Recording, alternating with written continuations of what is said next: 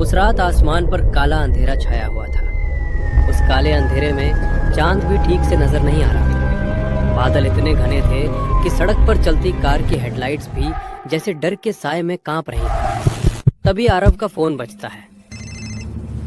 जैसे ही आरव फोन उठाता है, फोन कट जाता है। इतनी रात को रॉकी ने क्यों फोन किया होगा? कार जंगल के बीच से गुजर रही थी। चारों तरफ सन्नाटा, सिर्फ सनसनाहट की आवाज और हवा में अजीब सी सरसराहट। अचानक कार की लाइट बंद चालू होने लगी, फिर कार झटका खाया और बंद हो गई। आरव ने बार बार चाबी घुमाई, लेकिन इंजन से सिर्फ एक सूं सूं सूं की आवाज आई। मोबाइल देखा, नेटवर्क नहीं। समय देखा, रात के लगभग 12 बज रहे थे। आरव थोड़ा घबरा गया था। उसने एक बार फिर गाड़ी स्टार्ट करने की कोशिश की, लेकिन कार स्टार्ट नहीं हुई। आरव ने कार के बाहर देखा। उसकी कार जंगल के बीचों बीच रुकी हुई थी। चारों तरफ अंधेरा, सन्नाटा और पेड़ों से आती हुई अजीब सी सरसराहट। दिल की धड़कन तेज हो गई। आरव धीरे धीरे कार का गेट खोलता है और डरते हुए बाहर निकलता है। वो चारों तरफ देखने लगता है, शायद कोई मिल जाए, कोई मदद कर दे। लेकिन दूर दूर तक कोई नहीं था। न कोई गाड़ी, न कोई इंसान, सिर्फ जंगल और खामोशी। तभी उसके पीछे से अचानक एक आवाज आती है, आरव, मेरे पास आओ। आरव का शरीर सुन्न पड़ जाता है। उसकी सांस रुक जाती है। वो पलटकर देखने की हिम्मत भी नहीं कर पाता। डर के मारे आरव तेजी से वापस कार की तरफ भागता है, गेट खोलता है और कार के अंदर बैठ जाता है। उसका हाथ अब भी कांप रहा था और बाहर वही आवाज अब और करीब लग रही थी। आरव एक गहरी सांस लेता है। उसे अचानक याद आता है कि एक बार रॉकी भी इसी रास्ते से गुजरा था। शायद उसे इस जंगल के बारे में कुछ पता हो। कांपते हाथों से आरव मोबाइल निकालता है। दिल में बस एक ही ख्याल था, रॉकी को फोन करना होगा। उसने रॉकी का नंबर मिलाया। फोन लगा। एक रिंग, दो रिंग। अचानक कॉल कट गई। उसने दोबारा कॉल किया, लेकिन फिर वही हुआ। फोन अपने आप कट गया। अब डर और बढ़ गया। उसकी आंखें नम हो गई। कार के बाहर वही अजीब सन्नाटा। तभी अचानक फोन बज उठा। आरव चौंक गया। उसने स्क्रीन देखी। नाम चमक रहा था, रॉकी। आरव की धड़कन एक पल को रुक गई। उसने तुरंत कॉल उठा लिया। Hello, Rocky. आरव, तू ठीक है ना? मुझे पता था कुछ गड़बड़ है। रॉकी, मैं जंगल में फंस गया हूँ। कार बंद हो गई है और अभी अभी किसी ने मेरा नाम लिया। आरव, क्या तू वही रास्ता ले रहा है जहां पिछली बार मैं गया था? हाँ, वही रास्ता है। आरव, अगर तू उसी रास्ते पर है तो मेरी बात ध्यान से सुन। कार से बाहर बिल्कुल मत निकलना, और चाहे कुछ भी सुनाई दे, कर्र कर्र। रॉकी, रॉकी, तू क्या कह रहा है? रॉकी कुछ सेकंड चुप रहा, फिर उसकी आवाज पहले से ज्यादा गंभीर हो गई। हेलो आरव, और पीछे मुड़कर बिल्कुल मत देखना, क्यों? क्योंकि उस रात मैंने पीछे देखा था। आरव की आंखें फैल गईं। क्या क्या देखा था तूने? रॉकी ने बहुत धीमी आवाज में कहा। वो बहुत ही अलग था आरव। उसका चेहरा अधूरा था और उसकी आवाज बिल्कुल पहचान वालों जैसी थी। आरव के हाथ से मोबाइल फिसलते फिसलते बचा।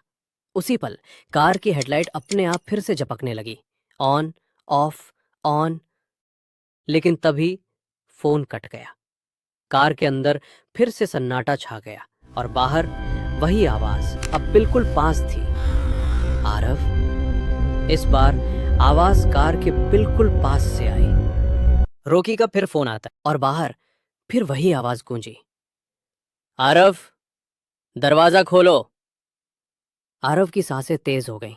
उसने रोते हुए कहा, रॉकी, वो बाहर है। फोन पर रॉकी लगभग चिल्ला पड़ा। आरव, मेरी बात सुन। अगर गाड़ी स्टार्ट हो जाए तो बिना पीछे देखे सीधे भगा देना। आरव ने कांपते हाथों से चाबी घुमाई।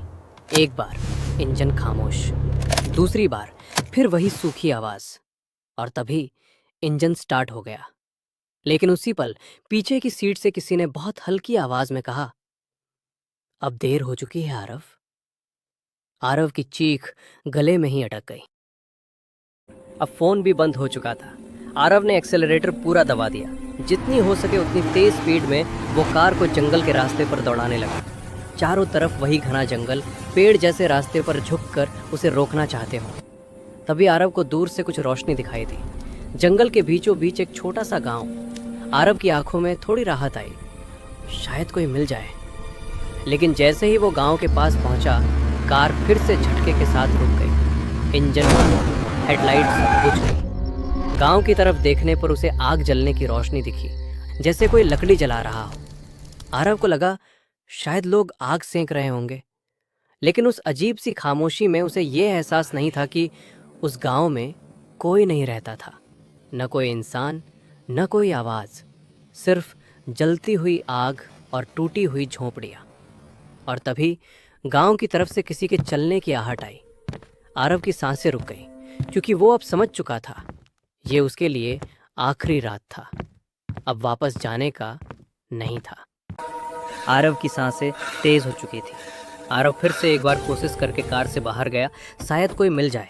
तभी छप छप सूखी जमीन पर किसी के कदमों की आवाज साफ सुनाई दी। आग की रोशनी के बीच एक आकृति उभरने लगी। एक लड़का, लगभग आरव की ही उम्र का, फटे हुए कपड़े, चेहरे पर धूल और आंखों में अजीब सी थकान। वो धीरे धीरे आरव की तरफ बढ़ा।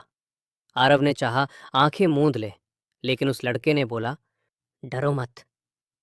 उस लड़के ने कहा, मैं भी यहीं फंस गया हूं। आरव को यकीन नहीं हुआ।